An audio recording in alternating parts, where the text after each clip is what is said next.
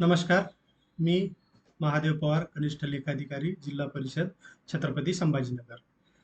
मी काल YouTubeवरती पंचायत राज सेवा प्रणालीमध्ये बँक तपशील कसा अद्ययावत करावा याबाबत व्हिडिओ अपलोड केलेला आहे आणि माहिती दिलेली आहे. त्या व्हिडिओवरती मला अनेक कमेंट्स आले किंवा राज्यातून अनेक जिल्हा परिषदेमधून कॉल, मेसेज वगैरे आले. त्यांचं म्हणणं आहे की सर आपण बँक तपशील कसा अद्ययावत करावा याबाबत माहिती दिली. पण काही कर्मचाऱ्यांना अडचण अशी येत आहे की पंचायत राज सेवा प्रणालीमध्ये SBI बँक मर्ज झालेले आहे. काही बँक शाखा किंवा IFSC कोड हे प्रणालीमध्ये दिसत नाही. त्याबाबत आम्हाला मार्गदर्शन करावे अशा पद्धतीचे मेसेज आलेले आहे. त्यामुळे मी आज हा व्हिडिओ तयार करत आहे आणि आजच्या व्हिडिओचा विषय आहे पंचायत राज प्रणालीमध्ये बँक शाखा व IFSC कोड दिसत नसेल तर काय कारवाई करावी. याबाबत मी वर्ड फाईलमध्ये माहिती बनवलेली आहे, ती मी तुम्हाला सविस्तर सांगत आहे. प्रथम माहिती देत असताना काही बेसिक इन्फॉर्मेशन आहे, मी तुम्हाला ती देतो. ज्या बँका SBI मध्ये मर्ज झाल्या आहेत त्यांची IFSC बदललेले आहेत. असे बदल पंचायत राज सेवा प्रणालीमध्ये कर्मचारी यांचे बँक तपशील अद्ययावत केले गेलेले नाही. यामुळे ई कुबेर प्रणाली ऍक्टिव्ह होण्यास अडचणी येत आहेत.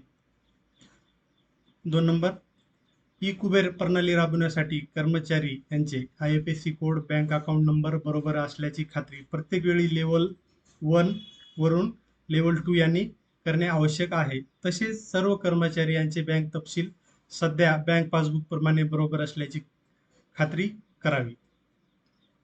ज्या बँकचे मर्ज झालेले आहे त्यांची लिस्ट एक्सेल फाईलमध्ये ग्रामविकास विभागाने आपल्याला उपलब्ध करून दिलेली आहे.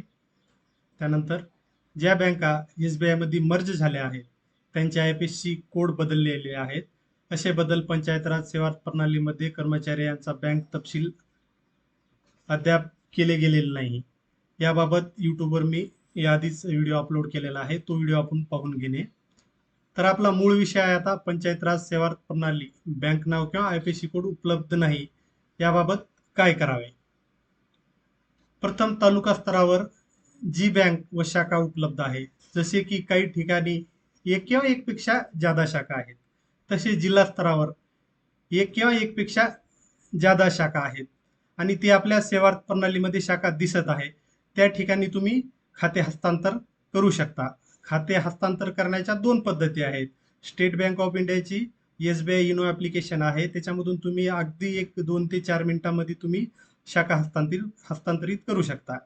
ज्या कर्मचाऱ्याची ऑनलाईन सुविधा नाही त्यांनी शाखेमध्ये जाऊन एक ॲप्लिकेशन फॉर्म देऊन तात्काळ 1 दिवसामध्ये ब्रँच आपण हस्तांतर करू शकतात. जर ब्रँच हस्तांतर होत नसेल किंवा त्या ठिकाणी एकच शाखा असेल आणि ती आपली पंचायत राज प्रणालीमध्ये दिसत नसेल तर मुद्दा क्रमांक 2 नुसार कार्यवाही करावी. मुद्दा असा आहे, पंचायत राज सेवा प्रणाली, बँक नाव किंवा IFSC कोड उपलब्ध नाही असा डाटा लेवल 1 यांनी तयार करून लेवल 2 खाते प्रमुख यांना देणे आहे.